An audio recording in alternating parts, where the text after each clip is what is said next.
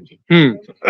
एक सवाल का जवाब दीजिएगा, जो छत्तीसगढ़ वक्फ बोर्ड के जो चेयरमैन हैं, डॉक्टर सलीम राजा, उनका एक बयान सामने सही आया है बात। और उन्होंने कहा है कि फैसले के बाद से लगातार उन्हें धमकियाँ मिल रही हैं।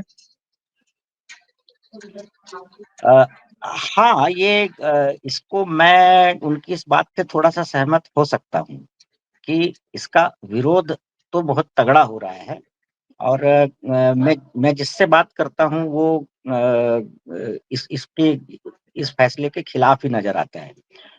मैं जो भारतीय जनता पार्टी से और सरकार से जुड़े हुए जो मुस्लिम पक्ष हैं, उनकी बात नहीं कर रहा हूँ। मैं जो नमाज़ी मुसलमान हैं, जो मस्जिद कमेटियों में जुड़े हुए हैं, जो किसी पद पर हैं, वक्फ बोर्ड में हैं, मदरसा बोर्ड में हैं, हज कमेटी में हैं, तो वो इस फैसले से वक्फ बोर्ड के जो अध्यक्ष के फैसले से बिल्कुल खुश नहीं है। अच्छा और एक बात मैं और आपको बताता हूँ कि इन सब के बीच कुछ मुस्लिम संगठन जो मुझे ऐसा लग रहा है, जो मुझे पता चला है कि इस नियुक्ति को ही चुनौती देने की तैयारी चल रही है हाई कोर्ट में, कि ये नियुक्ति ही अनुचित है। तो ये मतलब बात जो डॉक्टर सलीम रजा को जो नियुक्त किया गया, रिटायर्ड जस्टिस मिन्हाजुद्दीन को हटाकर जो एक प्रस्ताव लाया गया और जिसमें डॉक्टर सलीम रजा को नियुक्त किया गया, तो उस नियुक्ति को ही चैलेंज करने की तैयारी है यहाँ। हाँ, बिल्कुल।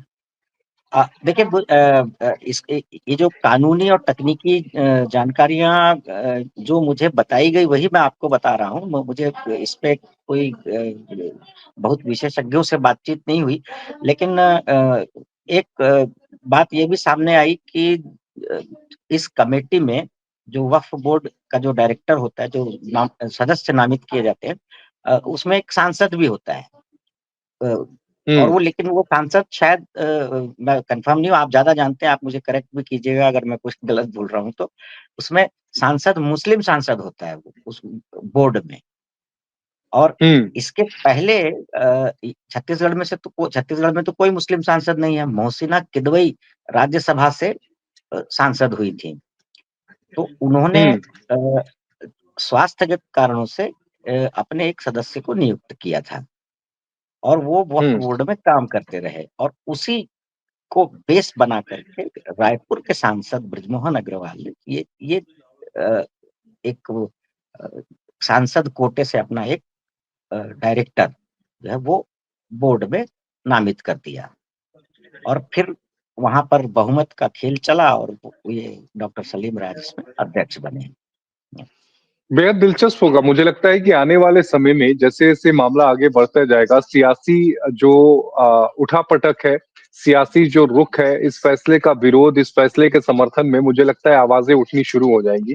प्रफुल्ल जी, हम लोग एक बार फिर मुलाकात करेंगे और इस मुलाकात के दौरान जो मुस्लिम धर्मगुरु होंगे, वो हमारे साथ रहेंगे और मुस्लिम समाज का एक और प्रतिनिधि रहे, ताकि ये समझ में आए कि ये आदेश जो सरकार ने जारी किया है, उस आदेश का मुस्लिम समाज पर क्या असर पड़ा है, मुस्लिम धर्मगुरु क्या सोचते हैं और जैसा कि आपने कहा कि तैयारी इस बात की भी चल रही है कि आने वाले समय में इसे कोर्ट में चुनौती दी जाएगी, तो उसको बिल्कुल। लेकर भी क्या कुछ तैयारियां चल रही हैं, उस पर भी हम चर्चा करेंगे। अभी के लिए प्रफुल्ल जी, आपका जुड़ने के लिए बेहद शुक्रिया।